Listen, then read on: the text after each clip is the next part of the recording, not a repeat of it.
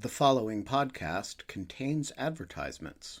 If you prefer a podcast without advertisements, you can sign up for our ad-free version at patreon.com/lawfare. That's patreon.com/lawfare. You'll get rid of the ads, and we'll be very grateful.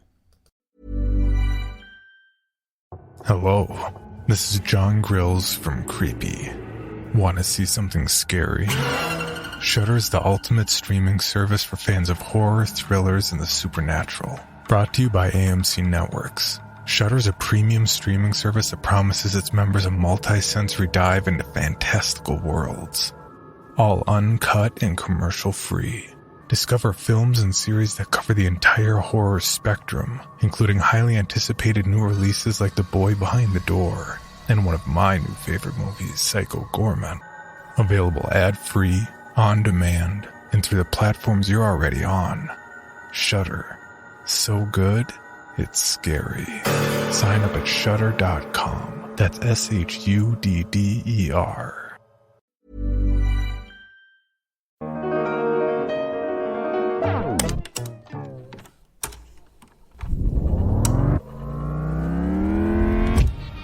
I'm Jacob Schultz, and this is an episode from the Lawfare archive for August 28th, 2021. It's been a long climate summer with wildfires and scorching hot temperatures in the Pacific Northwest. So for today's episode, I chose an April 2019 conversation between Benjamin Wittes and Michelle Melton. Melton wrote a series of articles for Lawfare about climate change and national security. Why is climate change a national security threat? And what are the advantages and drawbacks of thinking about it in that framework? It's a great conversation that's only increased in relevance during the intervening 2 years. I'm Michaela Fogel, and this is the Lawfare podcast, April 16th, 2019. Since November, Lawfare contributor Michelle Melton has run a series on our website about climate change and national security, examining the implications of the threat, as well as U.S. and international responses to climate change. Melton is a student at Harvard Law School. Prior to that, she was an associate fellow in the Energy and National Security Program at the Center for Strategic and International Studies, where she focused on climate policy. She and Benjamin Wittes sat down last week to discuss the series. They talked about why we should think about climate change as a national security threat, the challenges of viewing climate change through this paradigm, the long-standing relationship between climate change and the U.S. national security apparatus, and how climate change may affect global migration.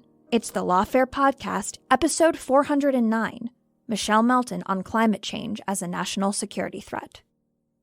Let's start with the premise. Climate change is a lot of things. We tend to think of it in terms of ecological consequences, effects on communities, particularly coastal communities, and impacts on all kinds of things. Why should we think of it in a national security context as opposed to either smaller or larger ways of thinking about it? Sure. There are several reasons why we should think about climate change as a national security threat. The first is that it has a tangible and already present impact on military installations and readiness. And the Pentagon has been talking about this for a long time. Just this January, they released a report that was mandated by Congress on which of their U.S.-based installations are vulnerable to sea level rise, increased wildfires, even severe weather, erosion from storms. So it definitely is already having an impact on military installations and has an impact on military readiness. So for that reason, military leaders have consistently said, both in the Trump administration and in the administrations preceding the Trump administration, that climate change is a national security threat. There's another reason why people say that climate is a national security threat, and that has to do with the impact of climate change on stability, especially in places of the world where there's a lack of governance capacity. And there's 4 basic scenarios that are discussed. Scenarios may be the wrong word, but 4 basic reasons or vectors through which climate change is expected to impact stability. And the first is threats to food security which may result in competition among land use and the use of food as a political tool, which could threaten places that are suffering from food insecurity, but could also affect places like China, which is very vulnerable to drought and high temperatures, which all affects, obviously, agricultural production. The second is the impact on water resources. And this is both an issue internally to countries, but also internationally. There are about 200 river basins that are multinational, and about 13 have 5 or more nations that form part of the watershed, which could lead to international tensions or competition over water resources, such as we've seen in the Jordan and Euphrates rivers in the Middle East, the Nile, Zambezi, and Niger rivers in Africa, the Ganges in Asia, and to a lesser extent, the Colorado River Basin in North America. So there have already been concrete examples in the past of countries using water as a weapon. So, for example, North Korea dammed a tributary of the Han River above Seoul, which the South Korea worried would be used to threaten Seoul. And there were also recent concerns that ISIS would blow up a dam in Iraqi territory that they controlled, flooding Baghdad. So there's concern that those types of incidents may increase, but there's also concern about decreasing water availability within countries, leading to instability. The third sort of what I called scenarios, but are less scenarios than just issues, is competition in the Arctic over shipping and resource development. As ice in the Arctic melts and becomes less seasonal, we are already seeing an increase in interest among both Arctic littoral states and non-littoral states such as China in the Arctic. And that's, again, about shipping and resource development. And the fourth really big internet issue challenging international stability is migration from sea level rise and other issues, including some of the issues that I already mentioned, like food insecurity. So in the medium term, these issues are really exacerbating existing issues over stability in the world, and it's probably manageable, although there will be a lot of suffering. But the big question is this going to be incredibly destabilizing over the next 100 years? What happens when some of the world is no longer habitable, if and when that happens? What do we do with the people, and how does that impact international stability? So normally when we talk about a national security threat, there is a bad guy. You know, when we talk about ISIS as a national security threat, the implication is that, you know, there are some bad guys who want to do bad things that are adverse to our interests, right? When we talk about nation-state national security threats, some state is doing something that is adverse to our interests in the national security arena, which we think of as, you know, bad and requiring confrontation. One of the oddities of talking about climate change through a national security lens is that this element is missing. And it does amount quite literally to a chain of events in which kind of atmospheric, in this case literally atmospheric conditions, create conditions that exacerbate other national security problems. Is it fair to say that this is a situation in which, you know, there really isn't a bad guy and is thus kind of challenging to think of national in a conventional national security vocabulary? Sure, that's a great question. And that is a critique that has been raised actually decades ago by a political scientist named Daniel Dewdney, who is at Johns Hopkins. And he says, like you say, that environmental problems generally and climate change specifically do not really fit within a national security paradigm. And he outlines several reasons for that. He says analytically and conceptually, but also organizationally, it doesn't really make sense to link national security and environmental degradation. He says, basically, not everything that causes a decline in human well-being is a national security threat. The scope and source of environmental and national security threats are different within a national security context than they are for environmental problems. And as you said, the degree of intention involved is different. So environmental threats are largely unintentional side effects of routine activities like driving your car. And the organizational and bureaucratic structures necessary to address national security problems is different than the organizational and bureaucratic structure that you need to address environmental problems. So, for example, national security threats generally involve secretive, hierarchical, and centralized organizations, often removed from civil society, in contrast to the bureaucratic response of environmental organizations. So the criticism, I take it, is about the threat, but it's also can be boiled down to, simplistically and perhaps unfairly, not everything that causes damage is a national security threat. And calling something that threatens life, property, or well-being a national security threat drains that term of its meaning. I think that there's a deeper truth there, and this is not Dewdney's thought, this is my thought, which is that national security institutions exist not just to identify threats, but to combat them. And so we're sort of uncomfortable saying that this should be a national security threat, or some people may be uncomfortable saying that because there's no amount of military firepower that will stop climate change. In fact, military firepower by burning fossil fuels contributes to climate change. That is certainly true, although it is not the primary contributor. So I think that is true as far as it goes. It's hard to see the military or the intelligence community as a useful tool in blunting the direct threat of climate change. So I definitely agree that there is a mismatch there. And I think I have two responses. On the one hand, I think that is true as far as it goes, but that doesn't change the fact that there is a threat, and that threat is exacerbated by climate change, a threat to readiness and military installations, and a threat to global stability, which I outlined earlier. Those threats are real, and we shouldn't necessarily think only of climate change in a national security paradigm. Now, that's not to say that climate change doesn't fit into a national security paradigm, but I think that it's a totally fair critique to say there are limitations to thinking of climate change within this national security paradigm. And connected to this, Daniel Dewdney, the political science professor that I was referring to, makes another point that I think is really useful for people who speak about climate change in a national security context, such as myself, to keep in mind, which is that efforts to harness the emotive power of nationalism to help mobilize environmental awareness or environmental action could actually be counterproductive. So people and environmentalists and national security people who say that the linkage may not be descriptive, right? Climate change is not descriptively, analytically, conceptually a national security problem for the reasons that you outlined.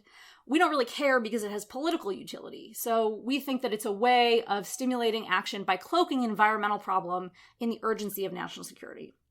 And Dewdney's response, and I think that he's right about this, is that this is likely to fail, or it's as likely to fail as it is to succeed politically, because a national security paradigm is going to result in an us versus them mentality, which fits poorly with an environmental paradigm because, as you said, paraphrasing here, the enemy is us. The enemy is not China or India. It's everybody. It's us. It's you driving your car. It's me throwing out extra food that I have. So the reason that this may fail politically is for two reasons. The first is, if we think of climate change as a national security problem, as you suggested, we might focus on the pollution of other countries rather than looking at what we have done. And you really already see this quite clearly in the US with regards to developing countries like China and India. We blame them. Look at how much China is polluting. We can't do anything unless they do. So we sort of have already started blaming them as if that's exculpatory for our own actions. And second, when we think about climate change in a national security context, we may tend to retrench into nationalism when we really do need an international solution to this problem. And third, and this is me speaking, again, not Dewdney, using the national security community to actually address climate change may be harmful to those institutions, as it likely requires them to undertake unfamiliar missions, including domestic missions, which may erode sort of the wall that we have built up in many places between especially the intelligence community and civil society domestically in the U.S. All right. So in other words, descriptively, there is a deep-seated relationship or set of relationships between national security and climate change. That relationship is an uncomfortable fit, both descriptively and normatively, with what we traditionally think of as national security challenges, and there are substantial reasons why you might want to be careful about overframing this in the national security vocabulary. Is that a reasonable summary? That's exactly right. All right. And yet, one of the really interesting components of the work that you've done recently on Lawfare is this relentless cataloging of the degree to which the national security community has, unlike the current political leadership of the country, not been in denial about this subject, and how there is this pretty long and pretty consistent history of intelligence and military components identifying the various national security threats emanating from human-induced climate change. So give us a sense of that history and, to what extent is this a situation where, with all the caveats that we've just discussed, the national security community actually has its eyes pretty wide open on the subject? Yeah, so the history goes back actually much farther than most people realize. Climate science is heavily indebted to the national security establishment and the Cold War more broadly. It was actually the military that funded the basic science necessary to understand climate change all the way back as early as the 1940s. And when I say that, I'm not saying that the military consciously was funding climate science back in the 1940s, but the military provided funding for basic geophysical research and set up and established weather monitoring networks and other data gathering, which was useful in developing the field of climate science, and in that way furthered scientific understanding in the field itself. So military patronage was absolutely critical for the development of earth sciences in general, but also specifically for climate science. And if you think about it, it makes sense. For the Air Force, understanding weather and atmospheric circulation is critical. Aviators need to know about conditions in the upper atmosphere. For the Navy, understanding the ocean, its surf and swell, its thermal and salinity characteristics is essential for the fundamental mission of the service. And oceanographic research is a critical component of climate science, which has been funded heavily, or was in the past funded heavily, by the Office of Naval Research. And understanding the climate and weather in the Arctic was critical to the success of military operations in the Arctic, which was an essential theater during the Cold War. For example, the U.S. had an Air Force base in Greenland, and therefore they really wanted to know what it was like to land on snow. And so they studied the properties and conditions of snow, and they figured out as early as the late 1940s that the Arctic was melting faster than anyone could have anticipated. They didn't know why, but they were funding research, all this geophysical research, which eventually led to a greater understanding of climate change. So to give specific examples, military funding helped establish the first carbon dioxide monitoring stations in Hawaii and Antarctica. And both the Office of Naval Research and the Atomic Energy Commission funded studies about the dispersion of radioactive particles after a nuclear explosion, which led to a breakthrough in our understanding of the carbon cycle.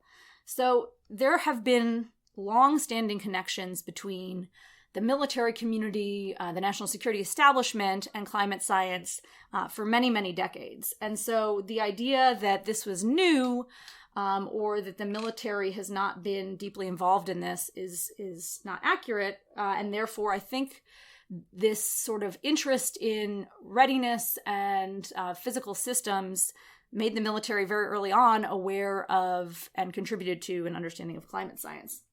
So that's just a sense of the deep history, if you will. More recently, the military has long recognized the impact of climate change on national security.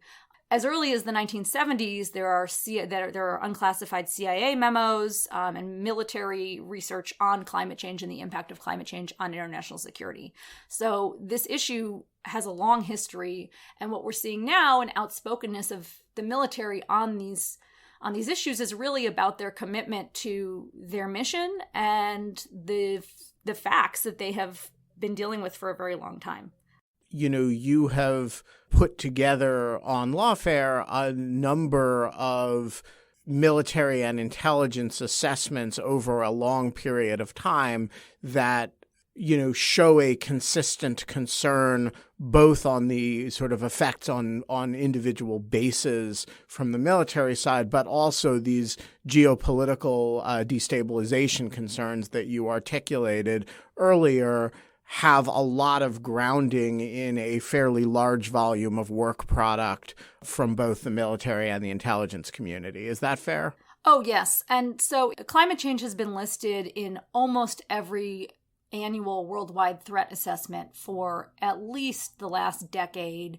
I can't speak to what's happening in the classified documents, but the Quadrennial Defense Review has listed climate change as a national security threat, and it is something that planners are integrating into their plans for bases. And it's not just the military, it's also Congress. Now, Congress has been later to the party than the military, but at the same time, that report that I mentioned a little bit earlier, which was released in January, about the 10 most vulnerable military installations, was required by Congress. And so I think there is a bipartisan concern about climate change on military readiness, as well as longstanding concern among pretty much every senior official in the military about the impact of climate change on their operations. I mean, just this week,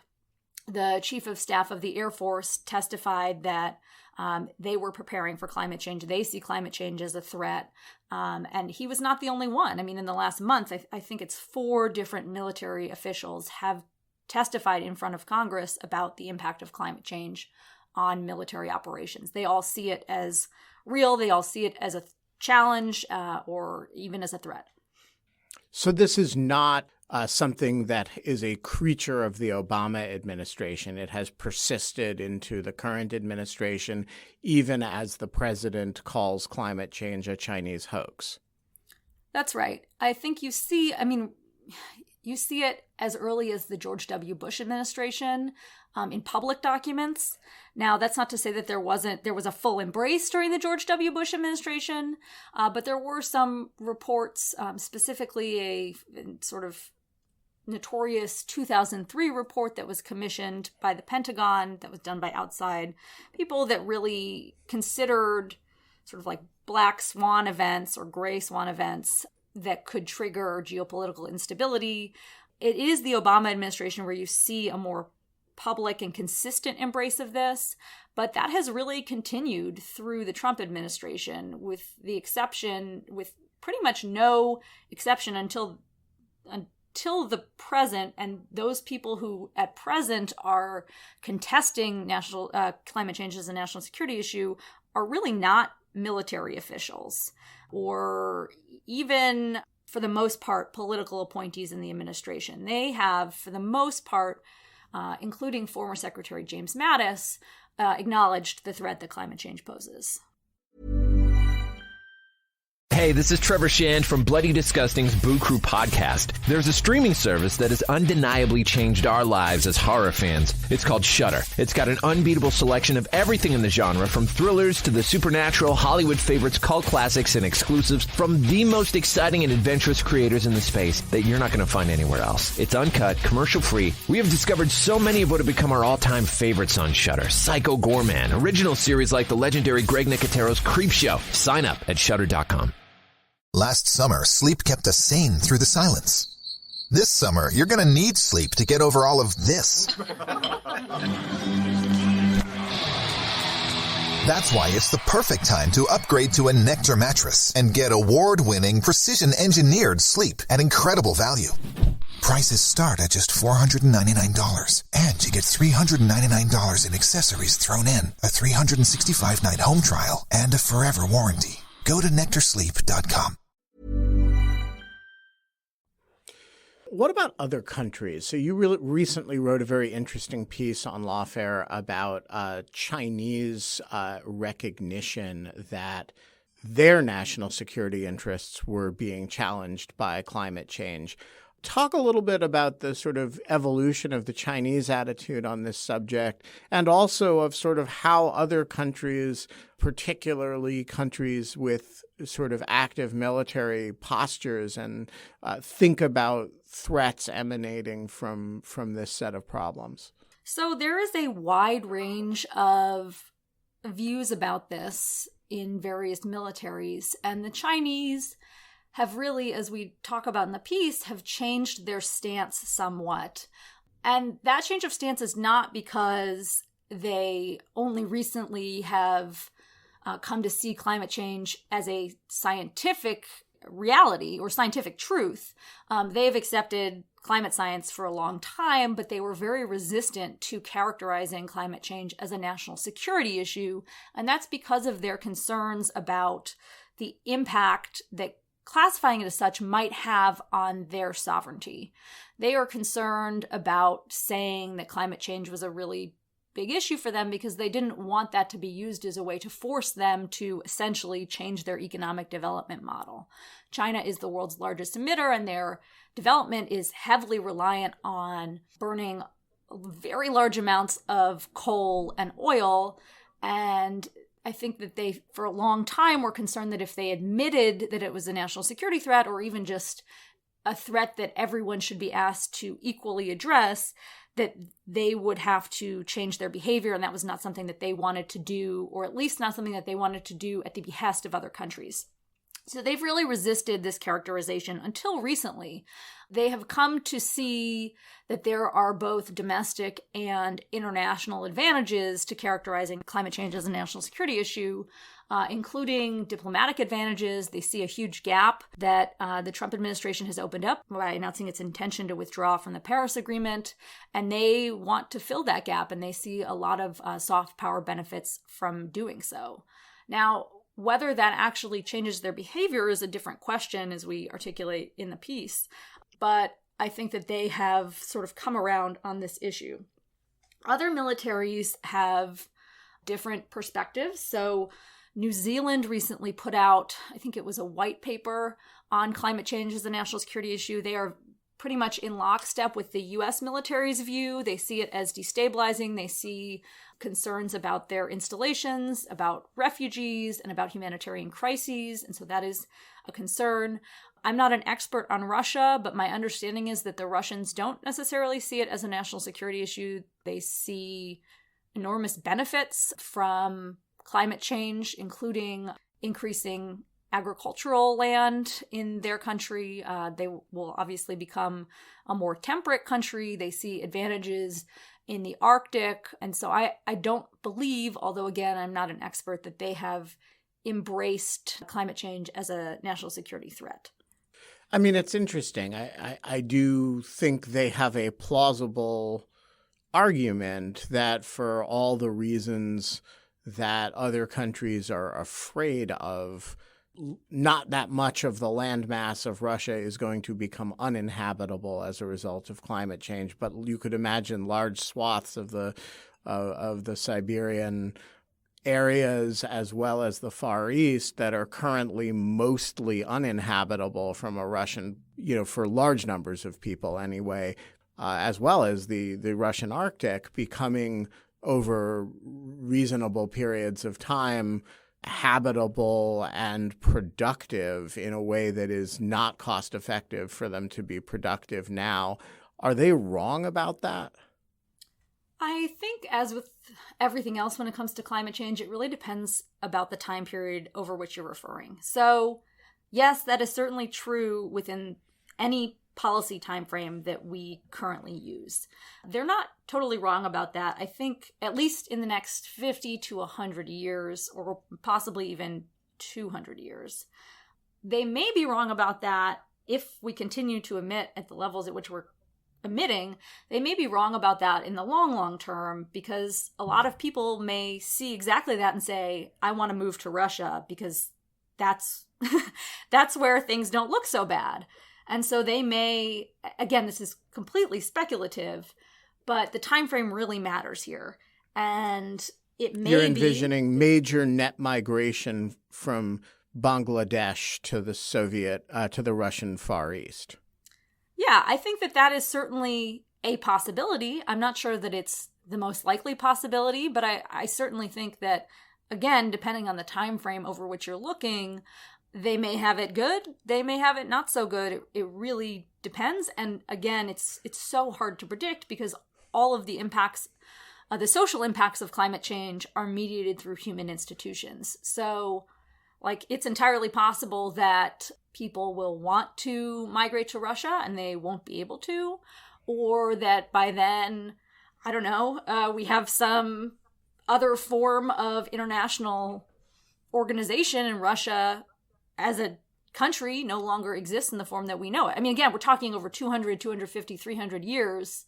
It's just, it's obviously impossible to predict. But you're not wrong that in the short term, they look to be sort of winners from climate change. Similar with the Canadians, who obviously have a very different political stance towards climate change, but who also stand to benefit from a more temperate climate. Right. The more north you are, the larger your land mass, the more you have to benefit from Arctic navigability, and the lower your population density, the more likely you are to at least have mixed feelings about this. Yeah, I think that that's right. And that's not to say that that it's all benefit for those countries. I think forest fires in the far north are likely to become more likely. The composition, both of those countries are important exporters of timber, and the composition of their forests are likely to change. And there is a limit to agricultural productivity gains just by virtue of the farther north you go, the less sunlight you have and the more sunlight you have at certain times of year. So it's not like there won't be any negative impacts. I'm not trying to paint a picture where these countries only benefit from climate change, but yes, on net, they seem to be, especially compared to countries in the tropics, winners. All right. So what turns on the question of whether we think about this in a national security context or not? So if you think about it in a sort of traditional ecological context, you say, wow, we have emissions that are driving changes that we cannot control and that are in the aggregate highly negative. We have disruptions to human communities as well as to natural ecosystems that could be, in both cases, severe or even catastrophic. And we have damage to the planet that, we don't necessarily know what we're doing. Therefore, we have to do something both in the way of adaptation and also in the way of controlling emissions or limiting emissions or reducing emissions. If you think about it in the national security context, it seems to me you say all of those same things with the additional caveat that and therefore bad things will happen in the national security arena, like greater instability. And so my question is, what does the use of this particular lens add to the conversation other than perhaps a sense of urgency? Because as you described earlier, you do harness that urgency, the urgency with which we think about national security issues, for better or for worse. You harness that, as well as it gives you talk about the impact on military facilities around the world. What else does this add to the conversation? Yeah, that's a really great and difficult question to answer. I think the first thing is planning. I think that the military and national security establishment more generally needs to be aware of and think about climate change in a national security context.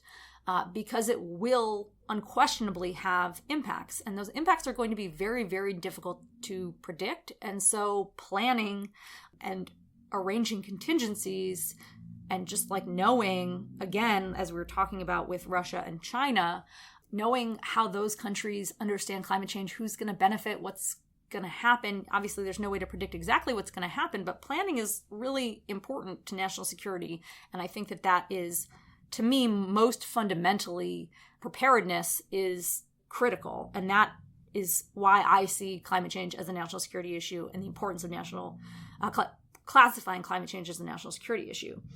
I do think, though, that as we discussed earlier, urgency is a huge part of this conversation. And I think that that's why you have Elizabeth Warren, who's not necessarily known for her military expertise, asking these questions of the Army Chief of Staff at a hearing. She obviously wants to, and I don't mean to single her out, a lot of people want to use the urgency of national security to their advantage. And I do think that they're not wrong that urgency is called for and that urgency is necessary in this context where even the Paris Agreement, if fully implemented, is not going to put us on track to reduce emissions as fast as we need to. Now, I'm really ambivalent about that because using climate change as a national security issue is actually outcome neutral. One way to understand calling climate change a national security issue is to think about it as time is running short, let's mobilize to reduce emissions in order to avert a national security crisis. But it can also support other politics. Including the opposite politics, right? The exact opposite politics. Let's only think about the national security consequences, mitigate those, and let the rest of the world, we'll just absorb the impacts as long as we can deal with the national security impacts. The rest of it is just human costs. Exactly. Climate change, we literally cannot unilaterally stop it. The United States cannot by itself do anything about this. By definition, let's build the wall, start arming ourselves to the teeth to ensure that we have access to natural resources and through the use of our world-class military if necessary. It's called the politics, I believe it's called the politics of the lifeboat. So in that sense, it really is important for us to make sure that we clarify that while climate change is a national security threat, we shouldn't think of it exclusively through a national security paradigm. All right, I want to talk about one other area where I think it is super useful to think of this through a national security lens. And you alluded to it briefly before, but I want to flesh it out particularly, which is migration. The population density in the areas of the world that are most likely to be most affected and to be made most uninhabitable is generally higher than the population density in the areas that are going to who are going to be less affected.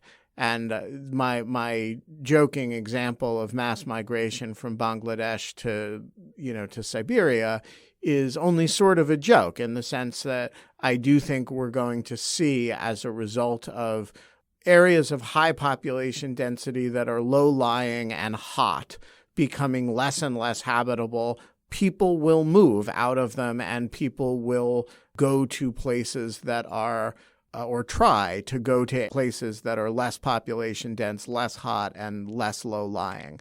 And the result of that it is reasonable to expect, will be conflict. I mean, obviously it is more complicated than that, but it seems to me that one of the particularly useful things about thinking about climate in the national security context, it forces you to think about the consequences of migration, which we're already dealing with in a national security framework. Yeah, I think that's exactly right. And I personally view migration as the most certain and potentially most disruptive consequence for national security of climate change. So when we talk about conflict, whether it's interstate or intrastate conflict, it's really kind of impossible to predict and is always mediated through institutions. So a really good example, I think, is the drought in the Middle East, which I don't mean to pick on the Army Chief of Staff guy. I keep bringing him up, but he recently he pointed to Syria and said, we know that the Syrian Civil War was, like, long-term, one of the underlying causes of that conflict was drought.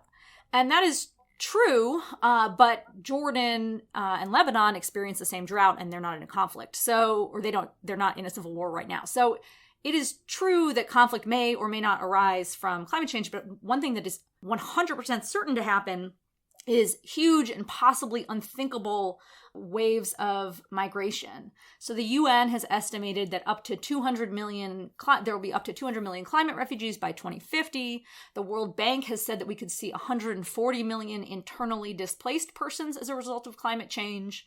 And it's not, by the way, just going to be in poor countries, although they will bear the brunt of it. Internally, there were a lot of internally displaced people after Hurricane Katrina in the United States.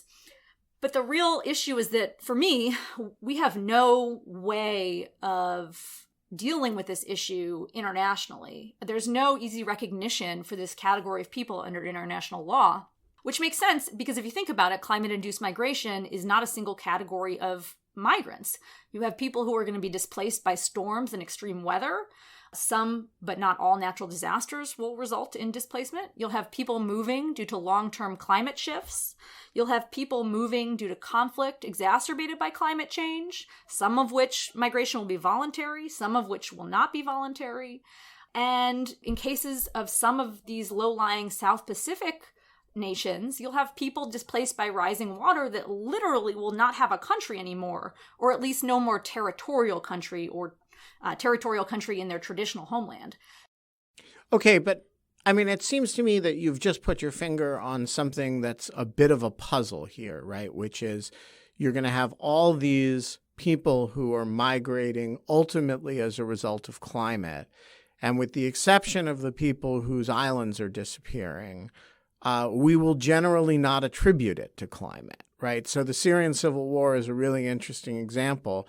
This is probably climate change is one driver behind this conflict. And yet nobody thinks of the Syrian refugee problem, except you, as a climate-induced problem. People think of Syrian refugees as induced by the Arab Spring, though Bashar Assad being a brutal dictator, right? A crackdown, a failed revolution. People have all kinds of descriptors for that, and yet we very instinctively talk about it more in terms of the proximate causes than in terms of these long-term drivers. And so my question is, to what extent and over what time frame will it be obvious enough that these migration effects are climate-related that we actually attribute it to that rather than to the more proximate causes that, when people get up in the morning and say, okay, I'm going to leave Guatemala and, go to the southern border of the United States, which is, by the way, a climate-driven migration, among other things, we actually think about it that way rather than thinking about it as a, gang pressure thing or coffee harvest thing or all the other things that are kind of more immediately proximately causal with respect to those migrations. Yeah, I mean, that's a great point. And I guess I would just flip it back on you and say, like, what turns on attribution? Like, why do or do we not need to think of these people who are moving as driven by climate? And I think the answer to that is, for refugee law purposes, like if we want to give these people some protection under international law or even under domestic law, we sort of want to know.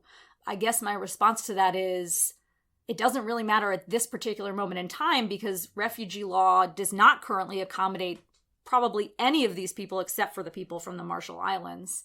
No, but I think there's another reason why the attribution matters, which is that if your argument is, and I think it is, and I certainly share it, that we need to deal with the emissions problem in order to avert the worst consequences of these national security effects, that the more we can tell ourselves as we see the national security effects that they're actually caused by other things, the less we are forced to say this is a climate effect, the easier it is to deal with the proximate causes or think you're dealing with the proximate causes and avert your eyes from the actual driver. Yeah, I guess that is always political to me, and we can continue until, I mean, if the question is, when will we no longer be able to deny that refugees and migrants are being driven by climate change? I mean, I think that factually we're already there, but I think if the question is politically, when will we get there, the answer is whenever we want to get there. And I don't personally think that refugees and migrants are going to be the thing that flips the switch for us. And I think that by the time we are in such a state that it is like there's unstoppable migration, basically, I don't quite want to say this because I don't mean it to the full extent of what I'm about to say, but at that point, it's probably not going to matter because we'll probably be seeing the effects of climate change from emissions that we released decades ago. I mean, the problem with climate change is that the cause and effect are so far separated. So by the time we start seeing the effects, both on the atmosphere and on migration in a way that is just like completely undeniable, even to people who continue to deny climate change in the face of literally 100 years of science, it will be too late. Because there are certain processes that we can reverse, and there are certain processes that we can't. And by that time, I'm going to guess that the oceans are so acidic that many ecosystems will have collapsed, that the ice sheets will be so destabilized, if not melted, that we will not be able to put them back together, even if we're shooting up like sulfates into the atmosphere to reflect sunlight to physically cool the earth. That doesn't stop other geophysical processes. So it's like a really dark place if you want to end here, but I think by the time the refugee crisis gets so bad that it is completely undeniable, and I would argue we're already there, but obviously not everyone agrees, it'll probably be too late to actually manage the climate at a level that is safe for everyone on Earth. On that cheerful note, Michelle Melton, thanks for joining us. Thanks for having me. The Lawfare podcast is produced in cooperation with the Brookings Institution. Thanks this week to Michelle Melton for coming on the show. If you haven't yet, please take a second to share the Lawfare podcast on social media and give us a 5-star rating and review wherever you found us. You can also purchase Lawfare swag at our online store, www.thelawfarestore.com. The podcast is edited by Jen Patiahal, and our music is performed by Sophia Yan. As always, thanks for listening.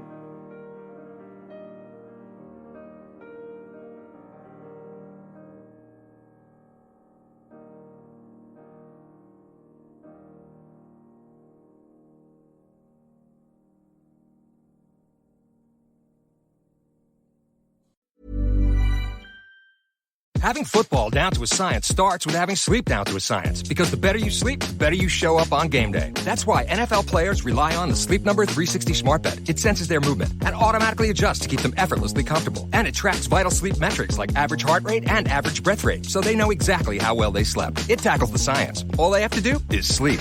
It's the biggest sale of the year where all smart beds are on sale. Save 50% on the new Sleep Number 360 limited edition smart bed, only for a limited time. Sleep Number, the official sleep and wellness partner of the NFL.